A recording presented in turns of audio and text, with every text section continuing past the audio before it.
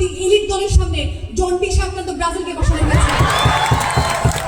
তোমরা মানো কি মানো না, কোনো যায় আসে না, সবার সেরা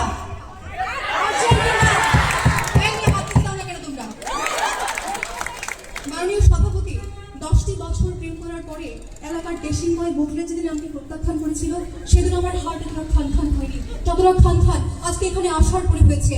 আমি হলাম running world champion, the greatest of all time.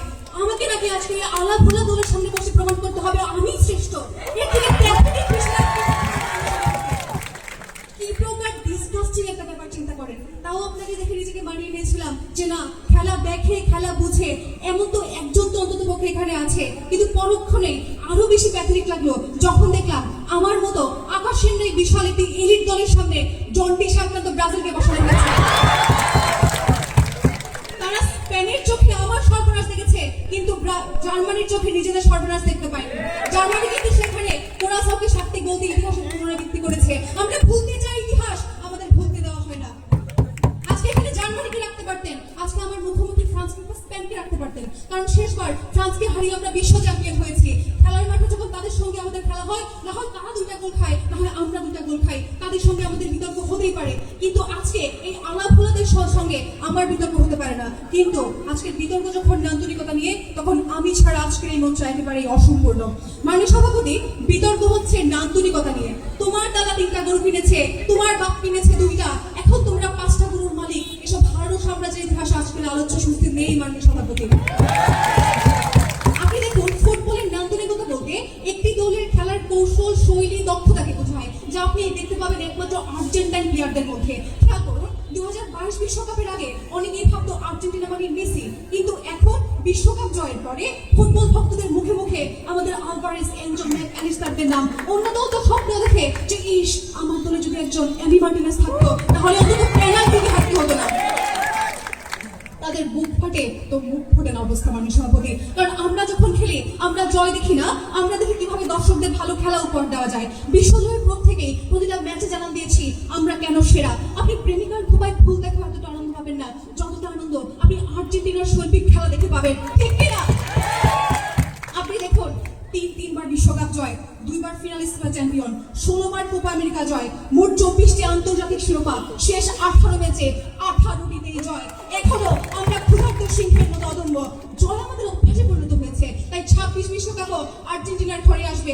Back to back championship যাকে বলে। যদি এবারও কাপ না নেই, আই রিপিট, যদি এবারও কাপ না নেই, আমার হাতে তালগা ছুটবে, লিখে রাখবে এটা। মাননীয় সভাপতি, আপনি যদি আমাকে প্রশ্ন করেন যে বিশ্বকাপের জন্য মোস্ট ফেভারিট 3টি দল কি, তাহলে আমি আপনাকে বলবো প্রথমত আর্জেন্টিনা, দ্বিতীয়ত আর্জেন্টিনা, তৃতীয়ত আর্জেন্টিনা। ফাইনালে খেলার জন্য আমি আমার সঙ্গে ফ্রান্স কিংবা স্পেনকে রাখতে পারি, বাকি দলগুলি তো কোয়ার্টার পর্যন্ত ঠিক আছে। কারা জানে আবার কোয়ার্টারে বাদ পড়ে কোয়ার্টার ফিক্সা করতে যাচ্ছে, ঠিক? মাননীয় সভাপতি, আপনি একবার চিন্তা করেন যে তারুণ্যের সঙ্গে ফর্মের তুঙ্গে থাকা মেসির কম্বিনেশন কি চমৎকার হবে।